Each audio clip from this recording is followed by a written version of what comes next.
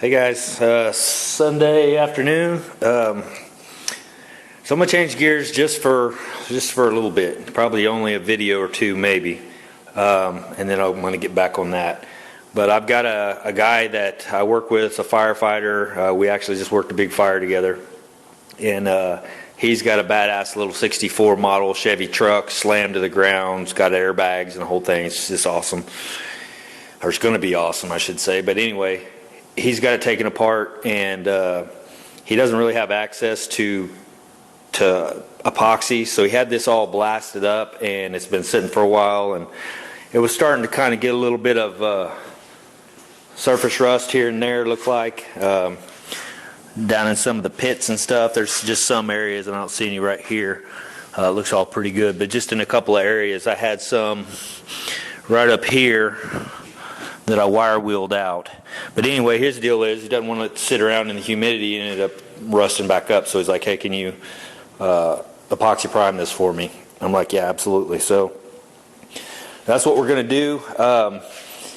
I will go over this with a wire wheel to make sure I get any of the stuff, and hopefully that'll show. But right there you can see some of the residual rust that's down in there. Now I don't know if that didn't get out from the blasting process or if it actually came back from just sitting, but that's kind of down in the pits. Well, what I've done is taken this wire wheel here and just wire wheeled the piss out of it to where it's just really clean. I don't know if you can see that or not either, but it's really clean down in those pits, so you can see how shiny it is. So I've done that, and I'm going to do that all over the whole thing. Then I'm going to go over it with 180 to clean the metal real good, and then I'm going to go back over it again with 80 grit to tooth it up. Now this is the 80 grit tooth on a DA, and I'll make sure my paper is nice and sharp. That way I'm not just polishing across this. That should get a bit of good tooth for the epoxy. So then, yeah, that and this and all these pieces here. So it's going to take me a little bit. But we're going to try to get all in epoxy for him, and that way he can take it back home and sit it somewhere and not have to worry about it sitting there flash rusting. So anyway, I'll bring you back when we get something done. See ya.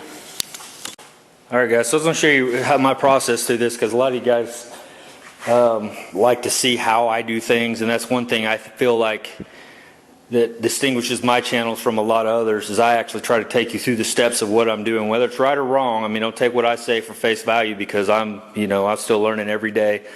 I had a guy tell me, well, it's James Freddy's actually, he said, I used to watch his old videos, and that's how I started learning how to do this stuff. Well, he took those off, and I couldn't figure out why in the world he took them off. He said, because basically, if I understand correctly, it's like everything else. Everything is progressing all the time. So things get better, products change, products get better. So you may not use the same filler that you used 10 years ago. You may not use the same techniques you used 10 years ago, on and on. So things are constantly transforming into, so you're constantly trying to have to, like everything else, keep up with the technology.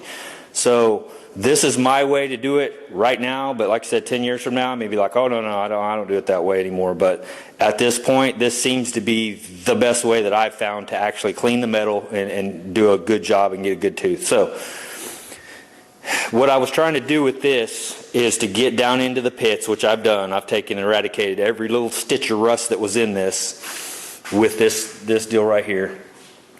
Now from here, I'm going to clean this up real quick, blow it off, and switch over to 180. What 180 does is actually cleans the metal to a bright, shiny metal. It's a tighter grit from what I understand than the 80 grit, so it'll actually clean the metal better. So once you do that, then you clean that off, and then you come back with your final 80 grit on a DA and just make sure your paper is super sharp. As soon as it starts skating across, that you can't feel it really kind of cutting, take your paper off, get your new piece. That's important. I think that was the mistake I made on some of these panels down here when I was doing this SPI epoxy. I was probably using the same piece of paper to do all 6 or 7 of however many of those I did, and by that time it was dull. So now the epoxy didn't really want to stick like it should have had I had really sharp paper. So just like I said, learn from me. And you know, I'm not an expert by any means, stretch the imagination, but I do try to do the very best job that I can. I'm very meticulous, and what I lack in talent, I try to make up for in hard work. So yeah, that's it. I'll just go show you this real quick. You can kind of see that's the final of this wire wheel here. I was able to get down in all the little cracks, nooks, and crannies. This thing worked really well. There was some pretty bad pitting down in there, and if I can sit still long enough to see if it'll focus, I do not know if that'll focus, but they had some pretty good rust pitting in there. So that wire wheel did the trick, took all of it out. You can see there's nothing in any of these pits. I'm getting ready to go ahead and strip all this off, but I'm going to do it with something else, not that. I'll probably do it with that 3M stripping disc. So you can see he's patched in some stuff here. He did a really good job. The guy's just really starting out, and he's really doing a good job with his welding techniques. He welded these from the inside, and it just really does look nice. This is not the top of the truck. This is the inner panel that goes underneath the top of the truck, so you'll never see this. However, you know, you don't want it to rust, so I'm trying to go ahead and eradicate any little specks that I can find. So anyway, I'll bring you back when we get going again. All right, tip of the day from me to you, just real quick. Always wear gloves when you're doing this. Don't ever touch this again with your bare hands once you've got into this stage, because you have salts and oils and stuff in your fingers. He even brought this to me saying someone touched it with their bare finger and had a rusty fingerprint on it. So do not, I mean, well, I say that, do what you want, but from advice from me to you, don't touch your metal once you've cleaned it like this and getting ready to put it in final epoxy primer. All right.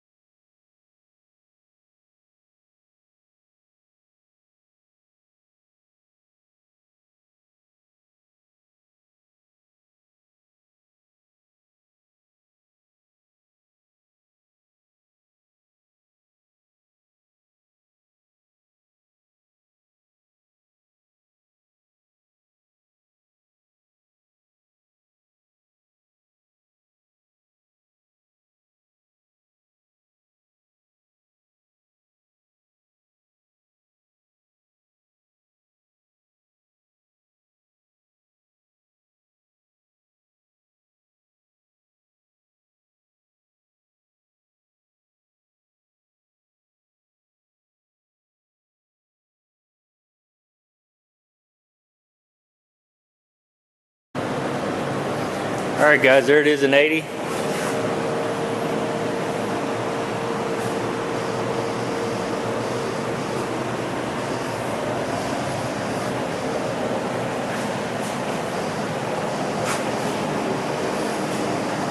So I'll wait until right before I spray that to clean that. I'll clean it really, really good, probably 3 or 4 times to where that my rag is just clean. You know, I'm wiping over and it's not getting any kind of residue or anything off of it. But right now I still got more sanding to do, so I'm going to set this aside and start on the next piece. See ya.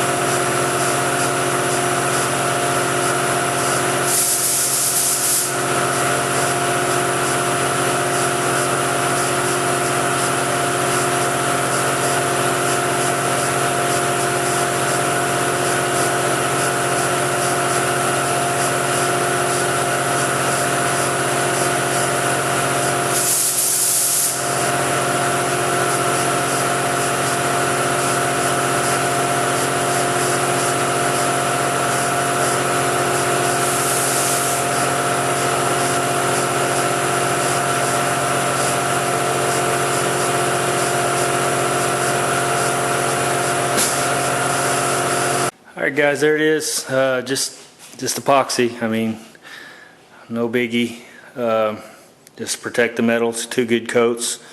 You saw the prep work I did to get to this point.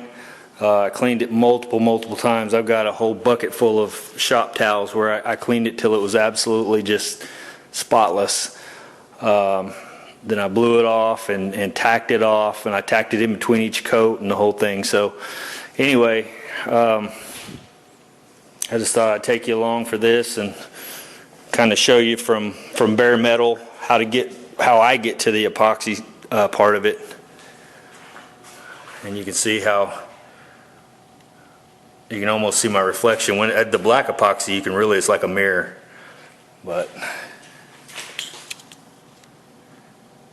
And that'll lay down. That's still a little bit wet, so it'll lay down by tomorrow. It'll be laid out nice and flat.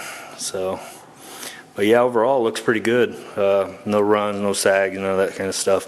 For some reason, the epoxy seems to spray out. I know it's not as thin as paint, but it's well, it's not as thin as paint, but it's pretty thin. It's way thinner than primer. But if you hammer it on too much, you can run it, but it's a little more difficult to run. A lot more difficult to run, I think, than paint is. But at least for me, I haven't had any problems with it.